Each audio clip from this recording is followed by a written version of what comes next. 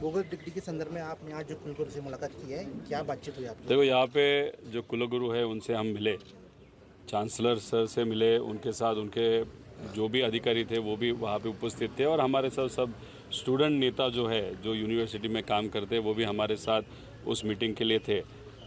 एक तो 1 महीना पहले ये पत्र कुछ संगठन के माध्यम से वहाँ पे काउंसलर सर को वहाँ पे दिए गए थे। अनफॉर्चुनेटली उस पर उन्होंने एक्ट नहीं किया। फिर जो यहाँ की मीडिया है, मराठी मीडिया है, उन्होंने ये विषय को लेने के बाद फिर और बाकी पॉलिटिकल लीडर्स ने इस विषय को वहाँ पे उठाने के बाद फिर कहाँ पे तो कार्रवाई यूनिवर्सिटी के माध्यम से वहाँ पे की गई। लेकिन कार्रवाई सिर्फ एक अधिकारी के ऊपर, वो भी जूनियर अधिकारी के ऊपर करके होगा नहीं। उसके लिए आपको देखना पड़ेगा कि लास्ट 10 साल में उसने और कितने लोगों को वहाँ पे ये एक फेक सर्टिफिकेट वहाँ पे दिया है। उसी के साथ उसका जो बोलने का कॉन्फिडेंस था वो इतना हाई था कि वो बोलता था कि सिस्टम पूरी हमने हैक की है, सिस्टम का इस्तेमाल करके हम किसी को भी पैसा देने के बाद वहाँ पे सर्टिफिकेट दे सकते हैं। तो जो व्यक्ति कॉलेज में नहीं गया, जो व्यक्ति कभी एग्ज़ाम नहीं दिया, उसको अगर यहाँ पे पैसा देके सर्टिफिकेट मिल जाता होगा तो ये गलत चीज़ है। इसलिए एग्जैक्ट नंबर पता नहीं चल रहा कितने लोगों को दिया है। तो इसलिए हमने उनको बोला है कि ये जो फॉरेंसिक ऑडिट सिस्टम का वहाँ पे करने की ज़रूरत है। उसी के साथ जिस व्यक्ति के खिलाफ आपने एफआईआर किया उसका मोबाइल चेक कर लो।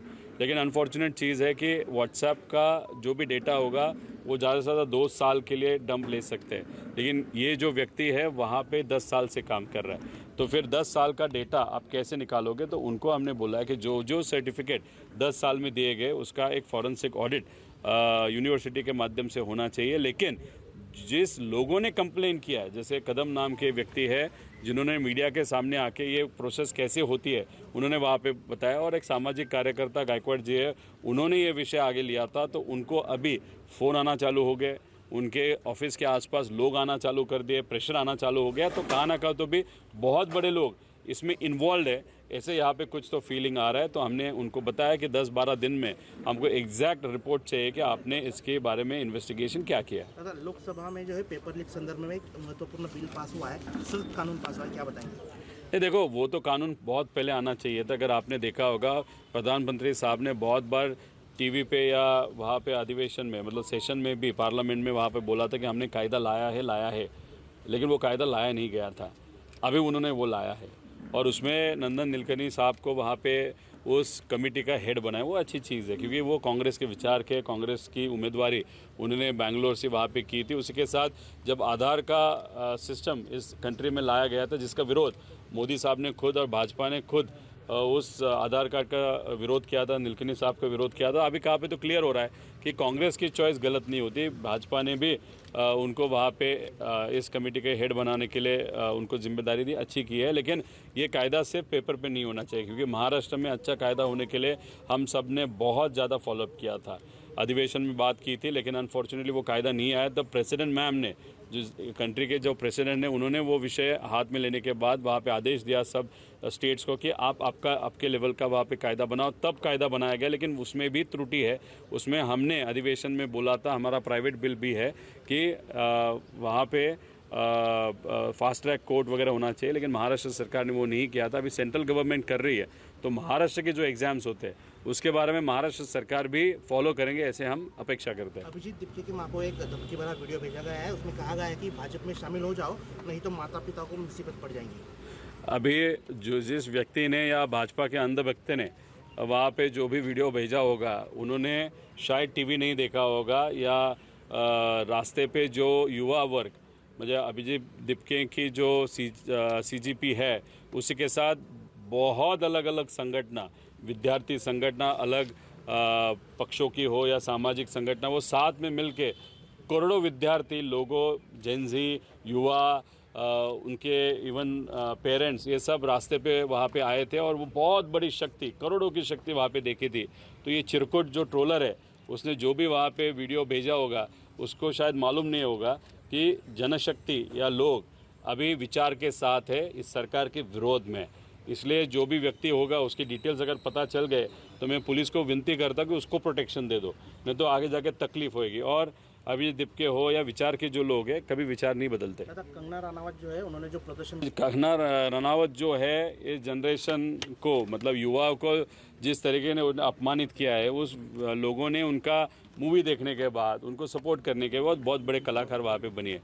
अभी इससे भाजपा के साथ, और भाजपा ने आपको आदेश दिया कि अभी आप इस बच्चों के खिलाफ बोलो, तो आप बच्चियों के ऊपर इतने गलत लेवल पे, बहुत ख़राब लेवल पे जाके अगर स्टेटमेंट करते हो, मतलब यहाँ पे आप बोलते हो कि ये जो नए युग की लड़कियां है वो बहुत सारे लड़कों के साथ शारीरिक संबंध रखते हैं, ऐसे कुछ उन्होंने कहा, वो बहुत गलत बात है। तो विचार की सोच अगर किसकी गटर की है तो वो कंगना जो भी एक्ट्रेस है उनकी वहाँ पे है। अभी जो भी मूवी उनकी आएगी उसको बैन किया जाएगा। और सबसे इम्पोर्टेंट चीज़ क्या है, ये खासदार ये जो नेता है वो किसके कहने पे बात करते हैं, तो वरिष्ठ नेताओं के कहने पे। तो भाजपा के वरिष्ठ नेता जो है, जो इनके मुंह से ये कहलवाते हैं, उनके ऊपर भी वहाँ पे कैसे कार्रवाई की जाए वो सोचना पड़ेगा। राहुल गांधी ने कहा है कि प्रदर्शनकारियों पर जो है बैलेट गन जो चलाने का आदेश जो अमित शाह ने दिया था। देखो, कोई भी स्टेट में अगर वहाँ पे पैलेट गन इस्तेमाल की जाती है, या रबर पैलेट का इस्तेमाल किया जाता है, या लाठीचार्ज किया जाता है, कि उसका जो पूर्ण अधिकार होता है या इंस्ट्रक्शन देने का जो अधिकार होता है वो होम मिनिस्टर का होता है। दिल्ली में अलग होम मिनिस्टर नहीं है, सेंट्रल गवर्नमेंट के जो होम मिनिस्टर है वही वहाँ पे होम मिनिस्टर है। वहाँ पे अगर लाठीचार्ज इतने लेवल पे हो गया था, इतने ब्रूटल लेवल पे अगर हो गया होगा, उसके साथ पुलिस ने लाठीचार्ज सिर्फ किया नहीं, भाजपा के कार्यकर्ता पुलिस है करके दिखा के वहाँ पे सिविल ड्रेस पे चप्पल पहन के वहाँ पे जो आयरन नेल होता है लकड़ी को आगे रख के उन्होंने वहाँ पे मारपीट की है, गन का इस्तेमाल किया है। तो डेफिनेटली दिल्ली का जो पुलिस प्रशासन है वो सेंट्रल होम डिपार्टमेंट के अंतर्गत आता है। राहुल गांधी जी ने जो मुद्दा वहाँ पे बोला है वो टेक्निकली बराबर है। अमित शाह पुणे आने वाले हैं, कांग्रेस की ओर से विरोध किया जा रहा है। कांग्रेस की तरफ से विरोध किया जा रहा है, उद्धव ठाकरे साहब के पक्ष से विरोध किया जा रहा है, क्योंकि जो दिल्ली में हुआ और जो दिखा, जिस तरीके से बच्चियों को मारा गया, लड़कियों के चेस्ट पे वहाँ पे मारा गया था, सिर में मारा गया था, लड़कों को बहुत मारा था। जनरली टेक्निकली घुटनों के नीचे मारना होता है पुलिस को, लेकिन वहाँ पे जहाँ दिखा वहाँ पे मारा। तो ये जो चीज़ है वो लोगों को अच्छी नहीं लगी, पूना के लोगों को भी अच्छी नहीं लगी।